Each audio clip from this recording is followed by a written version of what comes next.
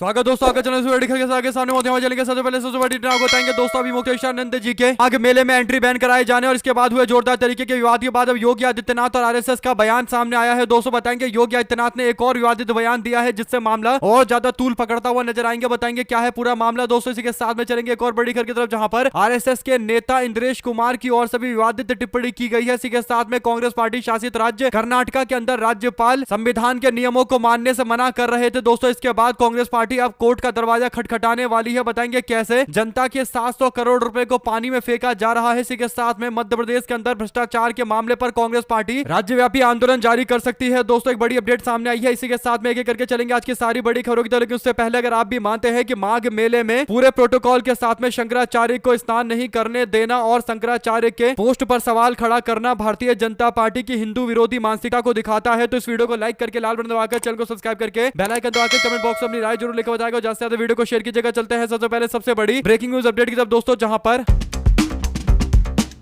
ज्योतिर्मठ के शंकराचार्य अभी मुक्तेशानंद को उनके अनुयायियों के साथ में रथ को रोककर मौनी अमावस्या पर जिस तरीके से मारपीट की गई दोस्तों और अनुयायियों के साथ में दुर्व्यवहार किया गया पुलिस के द्वारा, कई सारे वीडियो सोशल मीडिया पर सामने आए और शंकराचार्य अभी मुक्तेशानंद को स्नान नहीं करने दिया गया। इस मामले को लेकर जोरदार तरीके का विवाद पिछले 4 दिनों से लगातार जारी है। ऐसे में योगी आदित्यनाथ का इस पूरे विवाद के बीच में एक ऐसा बयान सामने आया जिससे लग रहा है कि योगी आदित्यनाथ और भारतीय जनता पार्टी का अहंकार अपने साथ में आसमान पर पहुंच चुका है। दोस्तों आपको बता दें कि योगी आदित्यनाथ एक भाषण दे रहे थे और आज उनके भाषण में जो बातें योगी आदित्यनाथ ने बोली है दोस्तों, उसे शंकराचार्य से जुड़े विवाद से जोड़कर कहीं ना कहीं योगी आदित्यनाथ के अहंकार के तौर पर देखा जा सकता है। आपको बता दें कि योगी आदित्यनाथ सोनीपत के अंदर एक सभा को संबोधित करते हुए कह रहे थे कि धर्म की आड़ में सनातन धर्म को कमजोर करने की कोशिश करने वाले काल नेमी सामने आ सकते हैं जिनसे समाज को सतर्क रहना चाहिए। मुख्यमंत्री योगी आदित्यनाथ का यह बयान जिस टाइम में आया है दोस्तों, वो काफी विवादित बयान कहा जा सकता है। आपको बता दें कि हिंदू धर्म में काल नेमी राक्षस उसको बोला जाता है जो साधु का रूप करके छल कपट करके धर्म को नुकसान पहुंचाता है। और कहीं ना कहीं दोस्तों शंकराचार्य से जुड़े विवाद के बीच में योगी आदित्यनाथ का यह विवादित बयान इस मामले को और ज्यादा तूल देने वाला है। आप लोग अपनी राय जरूर लिखकर बताइए अगर आप भी मानते हैं कि बीजेपी के नेताओं का अहंकार एकदम बढ़ चुका है, ये हिंदू धर्म के सबसे बड़े पोस्ट पर मौजूद ज्योतिर्मठ के शंकराचार्य के खिलाफ ही माहौल बनाने की कोशिश कर रहे हैं और कहीं ना कहीं बाद में इसका भारी नुकसान होने वाला है। तो अपनी राय जरूर लिखकर बताइएगा दोस्तों, ज्यादा से ज्यादा वीडियो को शेयर कीजिएगा। वहीं पर आरएसएस वाला भी 2 कदम आगे निकलकर विवादित बयान देने लगा। आपको बता दें कि हुआ कुछ ऐसा दोस्तों की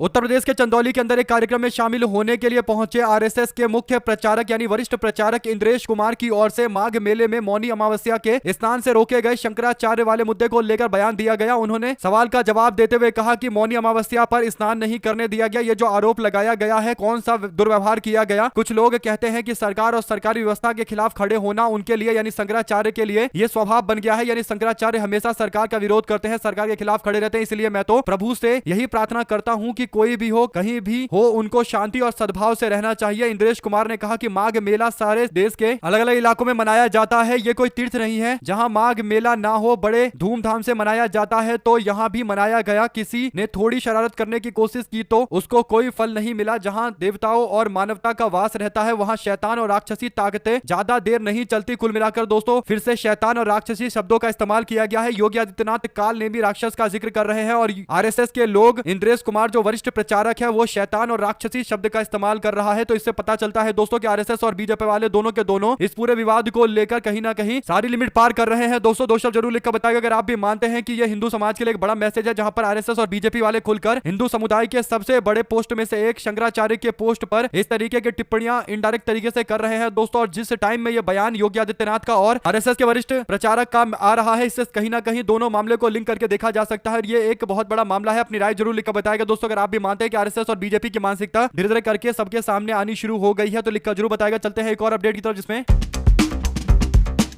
कर्नाटक के मुख्यमंत्री सिद्धरमैया ने राज्यपाल थावरचंद गहलोत पर विधानसभा की परंपराओं का सम्मान नहीं करने का आरोप लगाए गए भाषण के बजाय अपना खुद का भाषण पढ़ने का आरोप लगाते हुए राज्यपाल संविधान पर निर्धारित अपने कर्तव्यों और जिम्मेदारी का पालन नहीं कर रहे हैं। सिद्धरमैया ने आरोप लगाया कि गवर्नर ने सरकार द्वारा लिखा गया भाषण नहीं पढ़ा और संविधान का उल्लंघन किया। वो केंद्र सरकार के हाथ की कठपुतली बनकर रह गए हैं, यानी गवर्नर का काम होता है कि राज्य सरकार जो भी लिख कर दे उसे पढ़े, यानी राज्य सरकार अपनी तारीफ को लेकर अपने 1 साल में क्या क्या उन्होंने अचीव किया है, यानी क्या क्या हासिल किया है, इसका जिक्र करते हुए एक पेपर तैयार करते हैं जिसको बजट भाषण बोला जाता है और सरकार की उसमें ज्यादातर तारीफ की जाती है। ऐसे में ये बजट भाषण राज्यपाल को पढ़ना होता है, गवर्नर को पढ़ना पड़ता है, लेकिन कर्नाटका के गवर्नर सारी लिमिट को पार करते हुए राज्यपाल का भाषण पढ़ने से मना करते हुए भाषण को बीच में छोड़कर चले गए। थावरचंद्र गहलोत कर्नाटका के राज्यपाल है, उन्होंने केवल 2 शब्द ऊपर का पढ़ा, यानी भाषण पढ़ने के लिए खड़े हुए, लेकिन कुछ शब्द पढ़े और वहां से निकल गए। सिद्धरमैया ने आरोप लगाया कि राज्यपाल ने सरकार द्वारा दिया गया पूरा भाषण पढ़ने की जगह हल्का सा पढ़कर यहां से निकल गए। उन्होंने नियमों का उल्लंघन किया है। हर नए साल में राज्यपाल को संयुक्त सत्र को, यानी दोनों विधान परिषद और विधानसभा के एकजुट सत्र को संबोधित करना पड़ता है और ये राज्यपाल की जिम्मेदारी है कि वो भाषण को पढ़े। भारत के संविधान आईन के अंदर अनुच्छेद 176 और अनुच्छेद 163 में कहा गया है कि राज्यपाल सरकार और मंत्रिमंडल के द्वारा दिए गए भाषण को पढ़ेंगे। सिद्धरमैया ने कहा कि मंत्रिमंडल के द्वारा जो भाषण दिया गया उसे पूरा नहीं पढ़कर संविधान का उल्लंघन किया है राज्यपाल ने और हम इसकी कड़ी आलोचना करते हैं। यानी दोस्तों, केंद्र सरकार के एजेंट के तौर पर राज्यपाल काम कर रहे हैं। अभी कुछ दिन पहले बगल के राज्य तमिलनाडु के राज्यपाल एन रवि ने तमिलनाडु सरकार द्वारा दिए गए भाषण को पढ़ने से मना कर दिया था और दावा किया था कि राष्ट्रगान का अपमान हो रहा है। अब सवाल ये उठता है कि विपक्ष के द्वारा जो शासित राज्य है वहां पर आखिर राज्यपाल इस तरीके से क्यों केंद्र की हुकूमत के चापलूसों की तरह काम कर रहे हैं। इनको एजेंट के तौर पर काम नहीं करना चाहिए, संविधान साफ तौर पर बोलता है, लेकिन अभी भी गवर्नर ऐसा लग रहा है कि पूरी तरीके से एजेंट ही बनकर काम करते हैं। अपनी राय जरूर लिखकर बताएगा। चलते हैं एक और अपडेट की तरफ, जिसमें